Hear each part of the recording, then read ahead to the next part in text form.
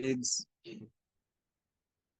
All right, I am glad to announce to the class that a lot of people have shared the questions, and I spent most of my time collecting the assessments, the previous year's assessments. So we can gladly say we have the past papers from 2019 up to 2024, last year. So the only paper that we don't have is for this year in investments analysis, but we also have the assignments and the tests for this year with us, which makes it a good thing. And we are now ready to move faster because we have questions, and we will just spend most of our time answering questions. We know that questions will help you to just understand how to deal with these issues. And as for now, we require you to enjoy the conversation and ask questions where not clear, and just give some contributions where you feel like you can contribute, because I mean, this is just a revision work that we are trying to do. Let's start from 2021, and I am recording the session for you. Question number 1 was compulsory, and I will start from the very first one. It reads, question 1.1 reads, define the term contingency and give examples of insurable contingencies. What do you understand by the term contingency, and give examples of insurable contingencies? What do you understand by contingencies? Anyone to just give us comments? I mean, we are just discussing, it's a group discussion. What is a contingency?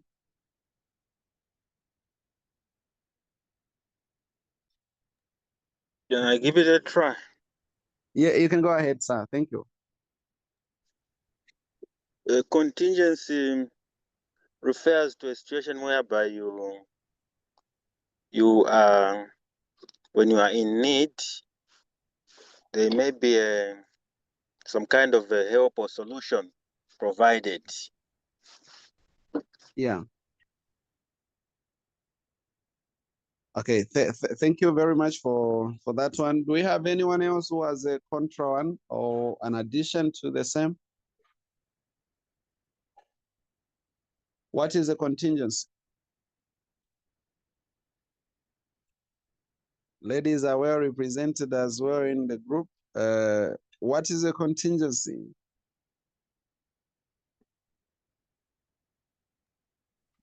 In my own simple understanding, maybe something to fall back on in case need arises in future. Thank you. A backup like plan. Like a backup plan, yes. Okay. I like that one as well. Thank you very much. Do we have the last one? What is a contingency?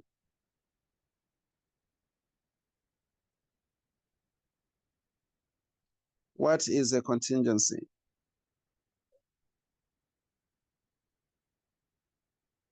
All right. Can you hear me clearly? Can you also see the screen? Anyone to just quickly confirm? We proceed. Yes, we're able to hear you and see the screen. Okay, thank you. So a contingency refers to a future event or a circumstance that is possible, but it cannot be predicted with certainty. You understand, eh? Any future occurrence, a phenomena, the circumstance that is possible, but cannot be predicted with certainty. Yeah. If you can't predict that occurrences with certainty, then that becomes a contingency. So in terms of insurance now, it is an uncertain event that may or may not happen. And if it does happen, then it triggers, a claim under an insurance policy. That is a contingency. So we have defined it, what it is generally. We said this refers to a future or, a circumstance, an occurrence that is possible, but cannot be predicted with certainty. But in terms of insurance, since this is insurance, you know, it is uncertain event, occurrence happening that may or may not happen. And if it does happen, then it triggers a claim under an insurance policy. That is what a contingency is. Is that clear? Are we good with that one? Now, can we give examples of insurable contingencies, having defined what it is? What are some of the insurable incidences, insurable events? In other words, since you have known that a contingency is basically an occurrence. So are you able to give us some of the examples of those insurable contingencies or insurable occurrences? Examples. Motor car accident. All right, thank you very much. So there is a motor car accident. That one is covered under motor vehicles insurance, isn't it? There is a policy that is there to cover that. That is one of the events, correct. Do we have any other examples of those occurrences?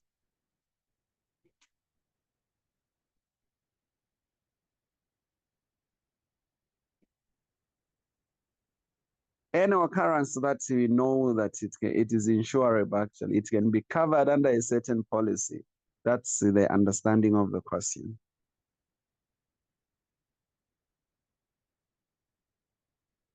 Anyone can turn on their mic and just, contribute to this. I don't know what term this is used, but I see people do is it property?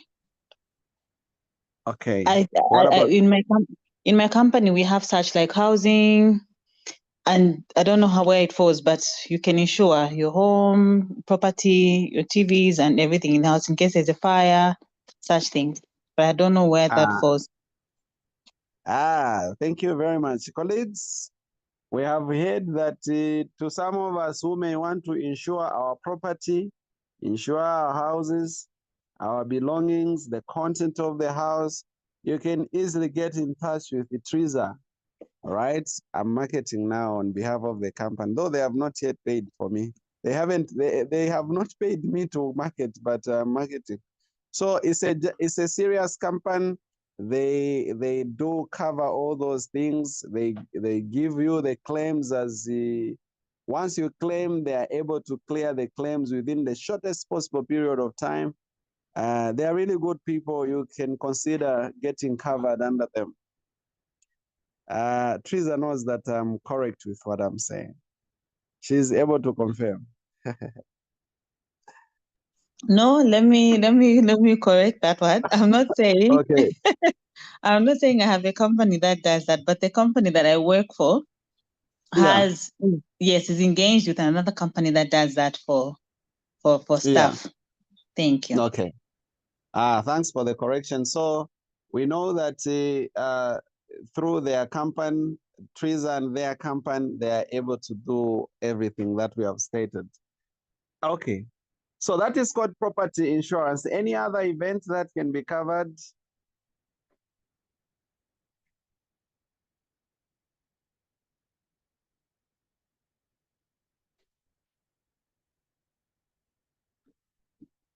Do we have any other events that we know that it can be covered?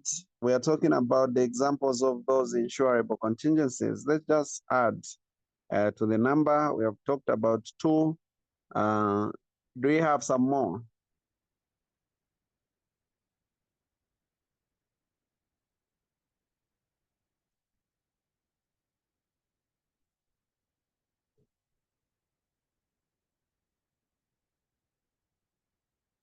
Are these the only events that we know that can be covered, that are insurable? Don't we know any others? Events. Yes. You can be insured in the health, in case you have illnesses in future. Yes. Health insurance. Health insurance. Thank you very much. So You can be covered, you can have a health insurance policy where you are covered in case you have illnesses in future. Yeah, so that is one of the contingencies as well.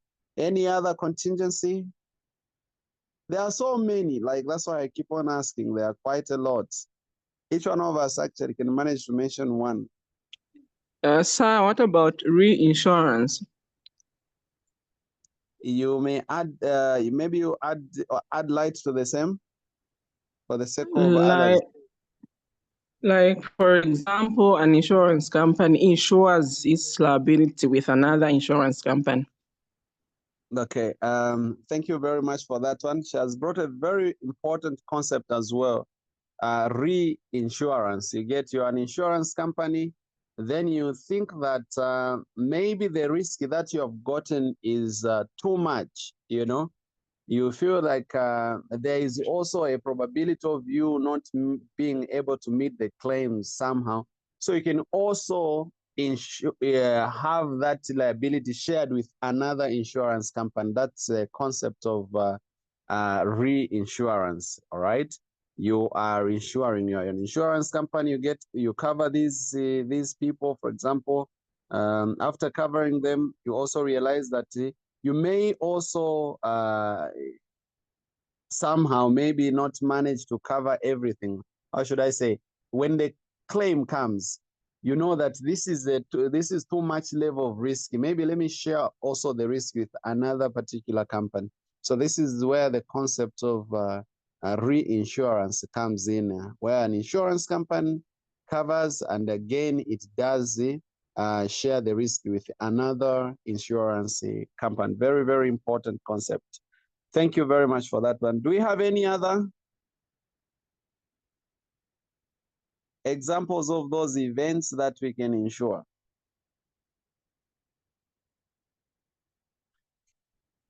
Okay, so you can also insure life, you know that, in terms of death. And yeah, in case you die, then you get to claim. That is under life insurance. You can also do that. Yeah, there are quite a lot of events, really. Accidents, that is under traveling, you can cover those under travel insurance. And there are quite a lot of them. I think we can get back to literature and just get more light. But the comments that we are giving are that there are quite a lot of contingencies that are insurable. Now, having said all this, we are going to part 2 of the question. Is saying, for each of the following, give the appropriate definition for a life ages of X years. This question is reading, for each of the following, A, B, give the appropriate definition, of course, give an appropriate definition. And that is for a life ages of, let's say, X years. So the first one is in, what is this? This is at time T, the probability, you know, and this X years. So how do you interpret this one? That's the definition. What definition would you give to this one?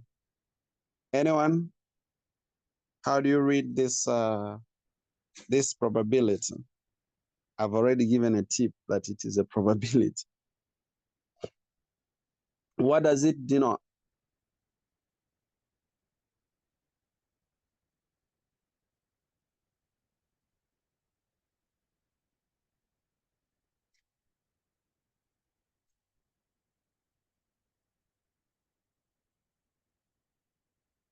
Hello? Are we still connected? How do you read this one? Okay. Are we still connected?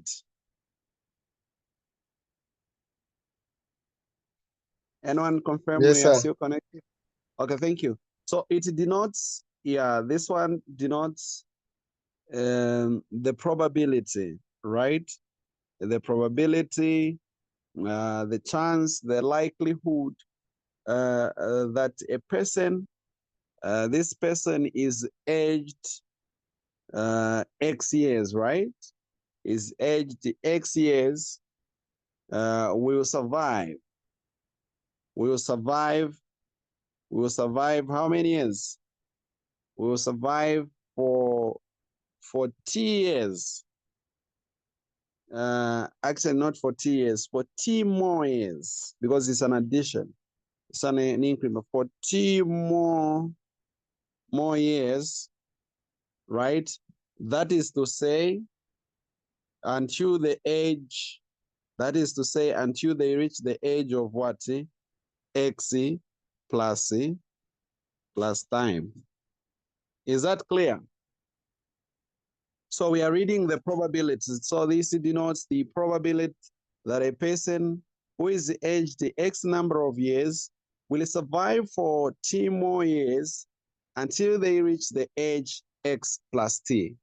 Okay, so if you are to denote this mathematically, you can say, T probability of X is to be given as the indices. Let me do the indices. You remember the index I, like IX plus 1, the higher one, plus E, the lower one. You remember this, we had this in your assignment, and you just do this simple division, okay, then you should be fine. You don't know what the denotation IX plus 1 denotes. This is the number of, basically the number of people alive at age X. This one at the age X plus 1 is the number of people alive at the age X plus 1, which is an additional year, right? X plus 1. Then this one is the number of people alive at age X. When you divide this into that, remember you're dividing this into that, then that gives you that TPX. So now, okay. Having said all that, so if you are to bring numbers, because at least we do well with numbers. If I write 5, probability, of what? 5 probability of what? Let me just say the person is 30, like this. You're following this, eh? This is not permutation. Do you remember permutations, eh? You remember permutations from what course is that? Oh, business, math, and statistics. You remember dealing with permutations at some point. This could be expressed as a permutation, something like this. Yeah, you said permutations could still be expressed as this, well, stay like this, Don't work with these. These are not permutations. So you don't take that direct approach. So to read this, you would say, this is the probability that a person who is aged 30 years right now can survive 5 more years, all right, up to the age 30 plus 5, which is equal to 35 years old. So basically, this is a probability that a person who is how many years? Who is 35 years, who is 30 years, shall live 5 more years. Yeah, and die at 35. That is what, that's the interpretation of this. I guess you have gotten it now. Yeah. Any question? There is no question. Then let's proceed, if we do not have any question, to the following. What about this one? Anyone who wants to add a comment on this one, the DX? I can give an attempt. Yes, you can go ahead. Thank you. I'm thinking the person aged, the person would die at the age X. The exact age. Yes. Okay. Thank you very much for that one. That's a nice one. So this represents the number of days between the exact age ranges, and the exact one is basically XE and the XE plus 1. It's just exact in between. So the exact ages, that is age named plus the higher age, just 1 year ahead, you know, and then do those computations, then you should be fine. Because remember, dx, from what we gave you last time, we're saying this is ix minus c, ix plus 1. You remember this, eh? This is the formula that we communicated to you on how to find it. So basically, it's that range, yeah? This is the range, and then you are good. And this is just 1 knot high in terms of the time period. It's just 1 unit high. Okay, having said that, then the mortality of a certain population is given by the life table function. And this life table function is interesting. I told you that life tables functions are a lot, really, they are a lot. These are just functions. Remember defining relationships. So it's not really that you can have only one function and memorize this function. Let's have this. So it is given as 150 in case of this question, 2x. And again, the people live between age 0 up to what? 75. You're following, right? That's a condition given. So the age ranges from 0 and 75. There is nothing much to do with that information. Yeah, there is nothing much that you can do with that. You get the point, right? Hello, yeah. There is nothing much that you can do with that information, especially that the age is ranging from 0 up to 75. Okay. So now, can you calculate the values of the following expressions? I think now you are okay. We have the first one, A, which is the 15 more years. And okay, no, sir. Allow people to interpret this based on what you have taught. How do you interpret this? What is required here? What are we looking for? 15 P, then 45. From what we have just said. I mean, we just talked about this. Just a try, sir. Yes, you can go ahead now. Simply, it denotes the possibility that a person aged 45 has 15 more years to live. Okay, thank you very much. So, thank you. That is clear. So, the time and the probability of XC is given as, remember I said IX plus 1, right? Divided by, you know, IX. That's the formula, isn't it? That's what we gave you. So now, let's find the IX using the function given. So at 45, if it's 45, let's start at 45. That is at age X. So it will be 150 minus 2 times 45. Is that clear? Yes, that is very clear. So 150 minus 90, 2 times 45 is 90. So 150 minus 90, it should give you 60, correct? That is at age 45, which is your age X, isn't it? This is your X according to what we explained to you, all right? So we have found the first one. That's your denominator. Your denominator is 60. Let's deal with the numerator. Remember, the numerator is X plus 1, which is higher. Now this is a bit higher. And the higher one, in our case, is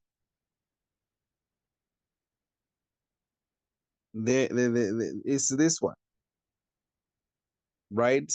So we will have X plus, actually it's not X plus T, not 1. X plus T, that's what we have communicated, not one.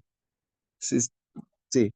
So X plus T now, that is you add X 45 plus the time, 15, giving us 60, right? Yes, sir. 45 plus 15 is 60. You have added the T. So you say 150 minus 2 times 60. 150 minus what? 2 times 60 is 120. So that gives us 30, yeah? So that is for IX plus T. So this gives us 30. So that the probability can be equal to what? 0.5, isn't it? I mean, 30 divided by 60 is 0.5. We know that already. Okay? So it's just 0.5. It's 50% really. No, 0.5 is same as 50%. So there is a 50% probability that someone who is 45 years can live 15 more years up to 60. 50% chance. According to this lifetime. Yeah, especially that our economy, our life expectancy has started improving even in our country. You know that stuff. What is our life expectancy? Maybe just for the sake of knowledge and asking. What is our life expectancy now? I mean, we are just learning these things. We need to, follow nicely.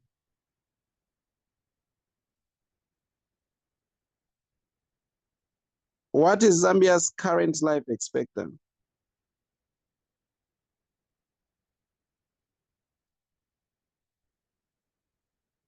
Am I disconnected? You are connected, sir.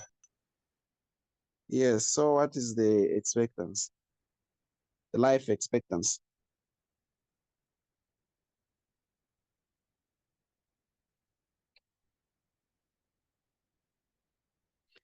Usually there is a difference between females and males. Females always live longer than male everywhere in the world. I don't know the reasons. Maybe you can add more reason. You know the reasons. Our life expectancy is really improving as a country. Remember in 2021, it was around 62 on average. That's the average one, both male and female average.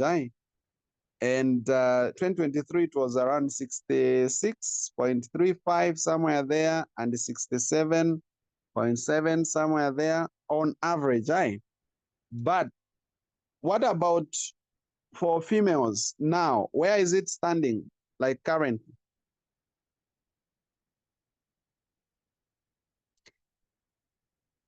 My insurance managers,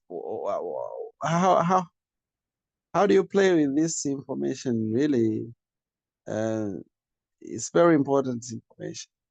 What's the life expectancy? So that when you start getting closer there, you can start writing wills. I'm just joking, but I think it's important. What's the life expectancy? Okay,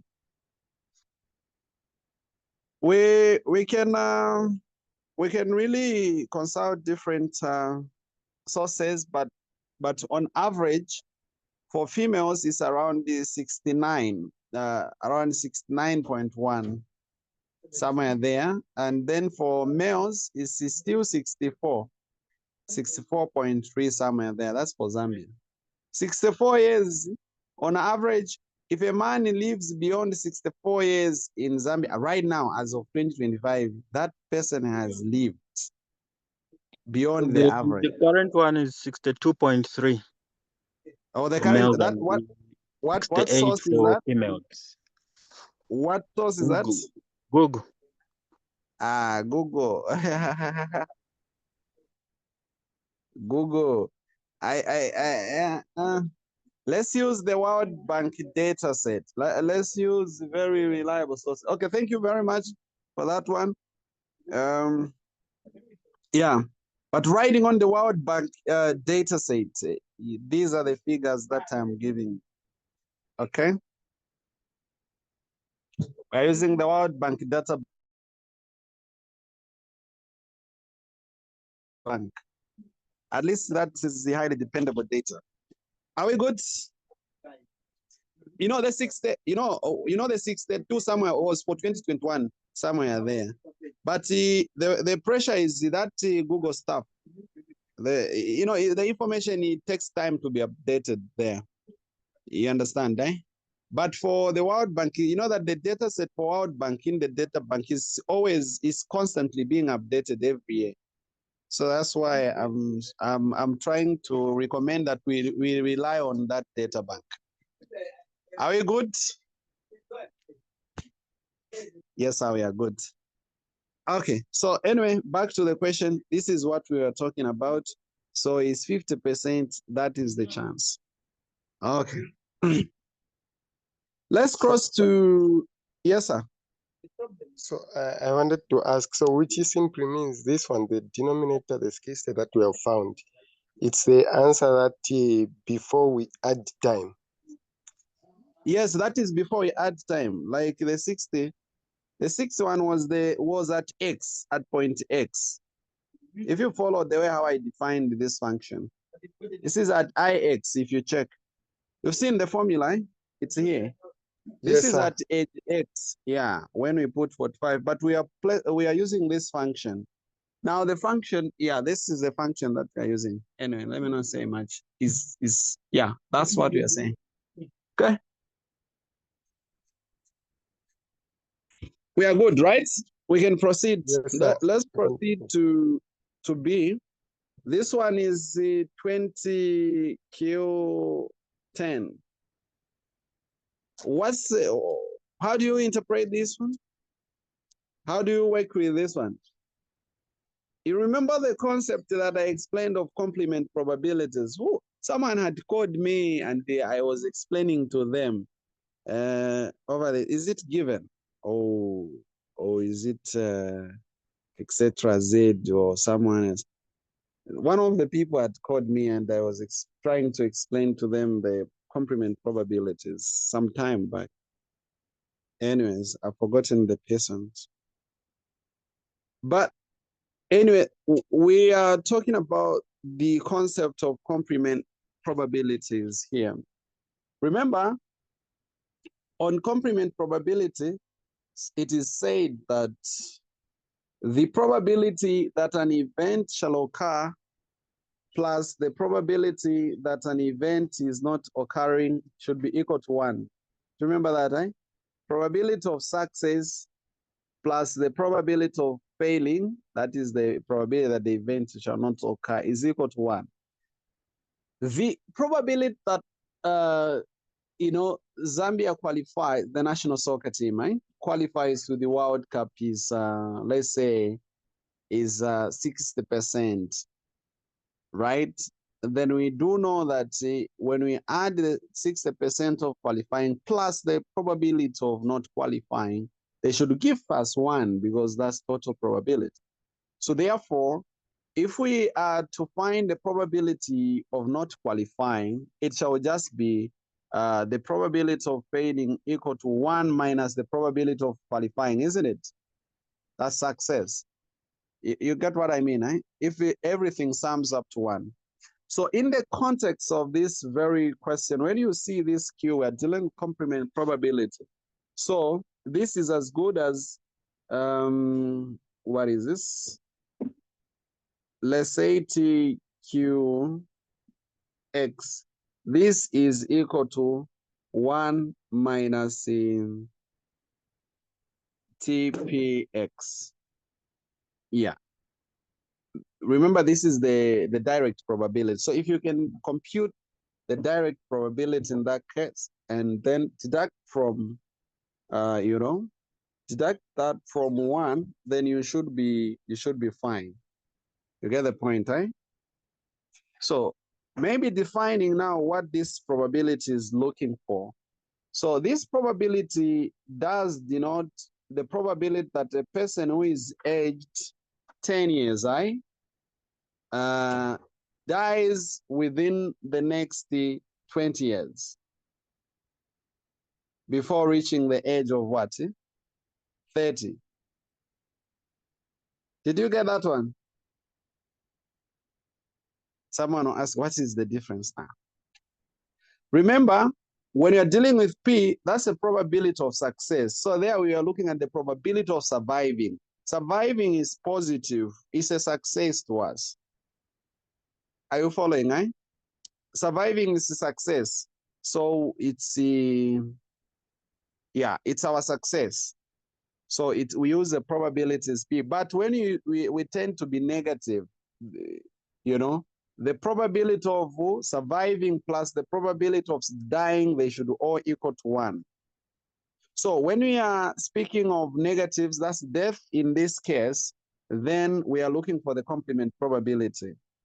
Okay, so we have heard and you have explained. So now, in the case of this very question, we will say 1 minus C, you know, our T is, you say it is 20 years, and P of 10. You get the point, eh? And P of 10. Okay. So let's proceed. We need to find the one for the probability of 10 and, 30. Using the same function. So you say 150 minus 2 times 10. That gives us what? What do we get? That is for the denominator one. You know how we work with this. That is for this denominator one, right?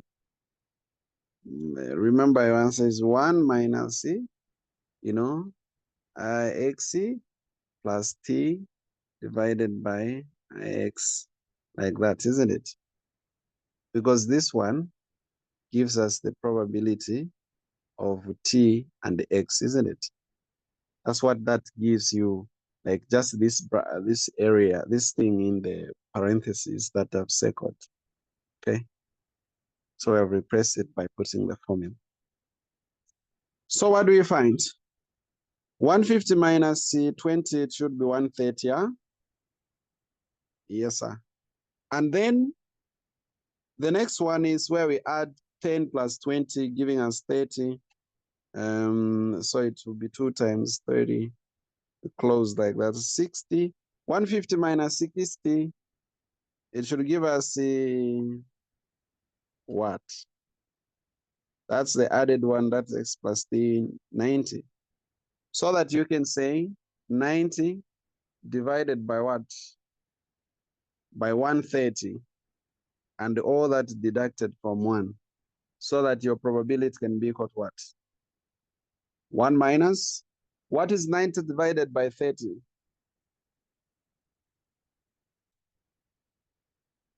90 divided by 30. 3. Is it 3?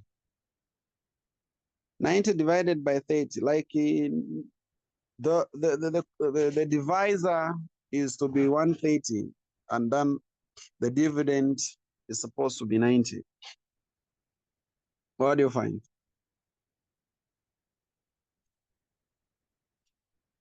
Uh, 0.333.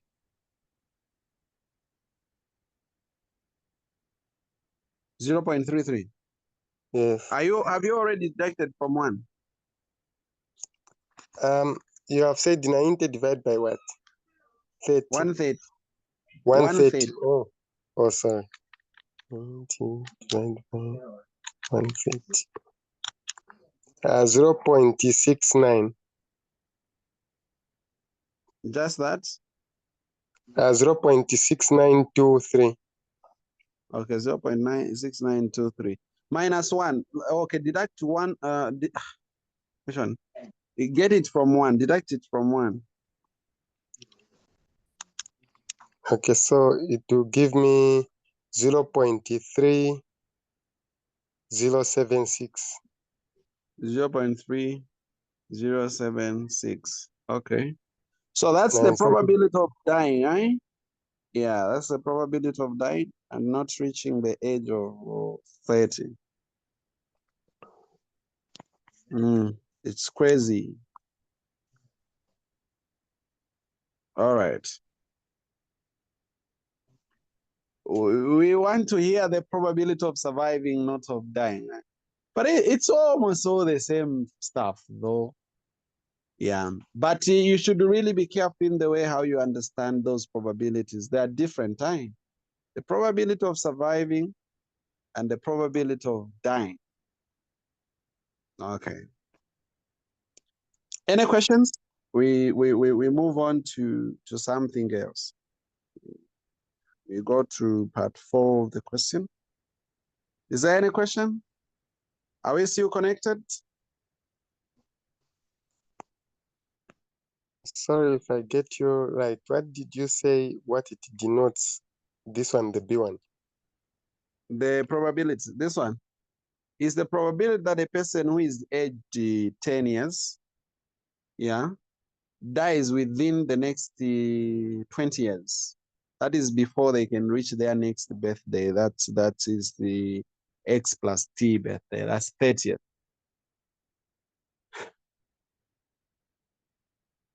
Okay, well. We are good?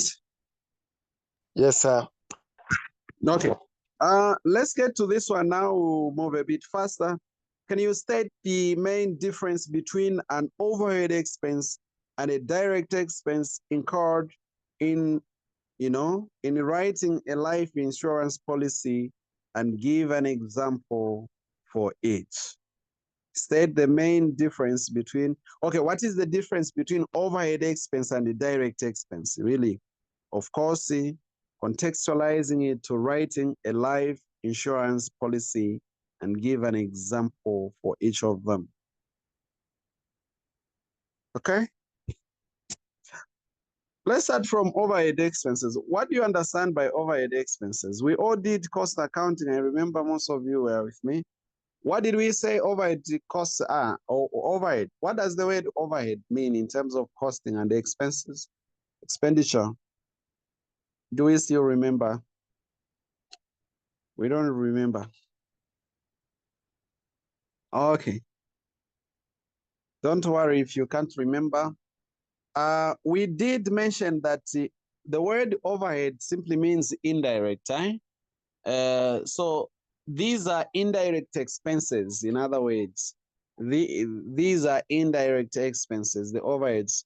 So to define them, we can say that these are general costs that are not directly attributable to a specific product. And in this case, we're talking about the policies, right? So you can say not directly attributable to a specific policy, yeah? But they are necessary for the operation of the insurance business. You got that one, eh? Those are, overheads, eh? So we are saying these are they are general costs. These are just costs or expenses, if you may like putting them like that, that are not, the key word is that they are not directly traced or traceable, directly traceable, attributable to what? To a specific policy, eh? Policy, that is insurance policy for that matter. But these are necessary for what? They're necessary for the operation or the functioning, the working of the insurance firm or insurance business. Can we now cite examples? What costs do you think are necessary now? At least you have defined what they are. You now know them. Examples?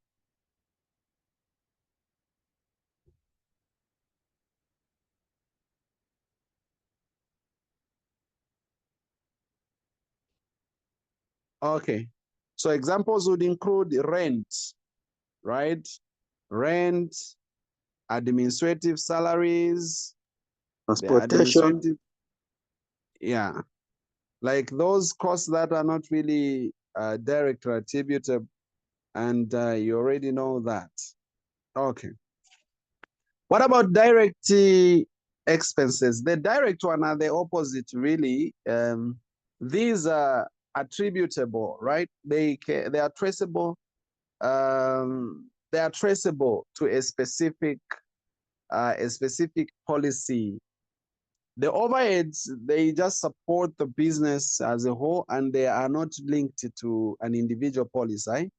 But these, at least, they are traceable to a specific policy, and they can be linked to an individual policy. And examples should include, what examples would you put of this? Some of you are working for insurance companies. Some of you are owning insurance companies in here. So you can tell us, how do you do it, the things at your working places or in your companies, those insurance firms? What costs do you think can be traced to a specific policy? You know, Printing of insurance documents. printing of insurance documents. Thank you. What else?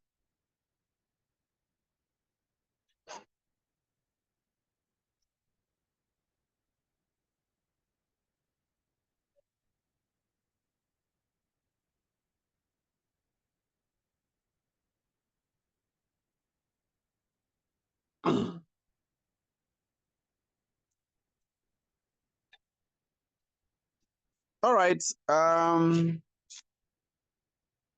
Define the word trustee as used in pensions and outline any roles and responsibilities of a pension fund trustee. Who is a trustee?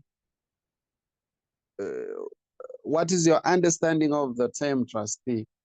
Of course, as it is used in pensions. Trustee.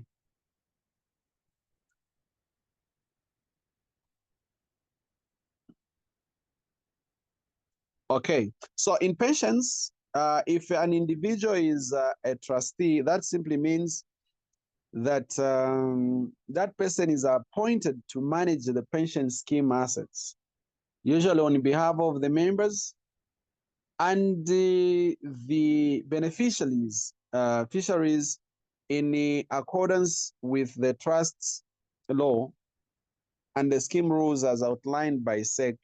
Remember, SEC does control all these things again. Yeah, and also by the bodies. So now, the person, an individual, it can be an individual or it can be an institution, right? An individual or an institution that is appointed to manage, the scheme assets. Remember, we call this a scheme. It's an arrangement, kind of an arrangement. So there are assets for this arrangement. So these assets should be kept, right? Should be managed, yeah, on behalf of all of us, the members, because we can't all find ourselves in leadership. So we can appoint independent persons to manage these assets on behalf of us and on behalf of these other beneficiaries. And in accordance with the trust law, of course, this person has to follow the law and the scheme rules, really. That will be the law as is stipulated, guided by the constitution of the land, and then there are rules, the scheme rules that we set ourselves as the scheme shall have its own rules, and also the laws will be there as outlined in the constitution of the land or in the act. They have to be followed. Okay, so that person, you call them trustee, or that institution can be called a trustee. Some of you want to become trustees, right? Please, you have known what a trustee is, so you can become one. Just be licensed. There are licenses. You need a license for you to become a trustee and manage these assets.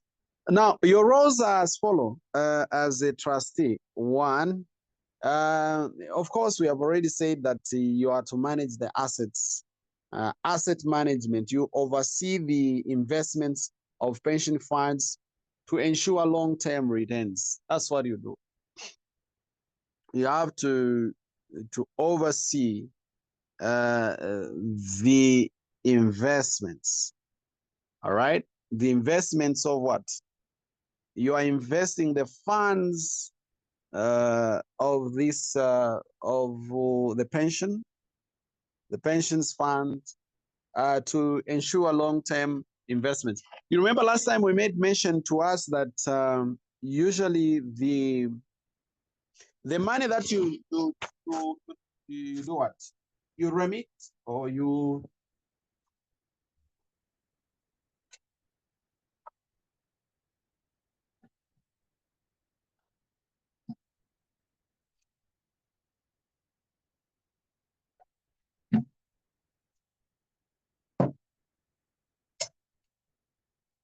sorry, the money that you remit as to the insurance company, that money is not just kept there, so it is invested.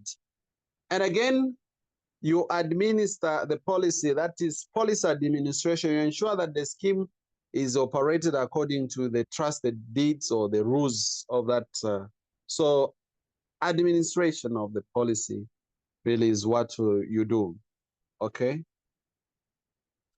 And some of the responsibilities that you have, apart from the roles, the responsibilities would include you acting in the best interest of the scheme members. That is your responsibility, all right? Your responsibility is to ensure that you act in the best interest of the scheme members.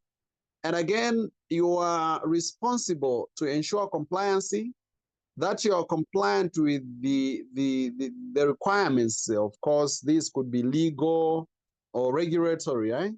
The legal and regulatory requirements, such as the reporting to the regulators, filing in of the returns, among others.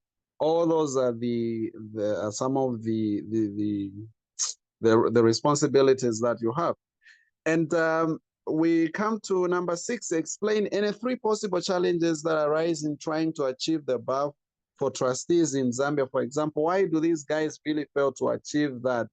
One of them is that they lack technical expertise, lack of technical expertise. You need to be an expert, really. You need to get some technical expertise to work to be a trustee manager or to be a trustee, really. Some of them could be the regulatory challenges, of course. You see, the regulatory authorities that we have, sometimes the things that they put, or the requirements that they want, you find that there are some of the hindrances, to the trustees' effectiveness. There is all this long super bureaucracy and all this list of some of the requirements, and there are quite a lot of confinements. I think most of you that are participating in the business landscape, you can really see that some of the things really need to be changed. Of course, there are quite a lot of reforms that are taking place now. We are happy with some of the few changes, but still the environment is not yet that optimal. Yeah. And you'll have all those that you may have. Sometimes, again, as a trustee, when you're working as a trustee, you may have this pressure from, for example, your employers or maybe the sponsors. You need to balance because you may have some conflict of interest. At the same time, you want to make sure that you protect all the scheme members, but at the same time, you may have on the other side, there are these employers of yours, they're also pushing their own agendas. And so you have to make sure that you strike a balance between all those. Plus many other challenges that you can find in literature. At least we have discussed these.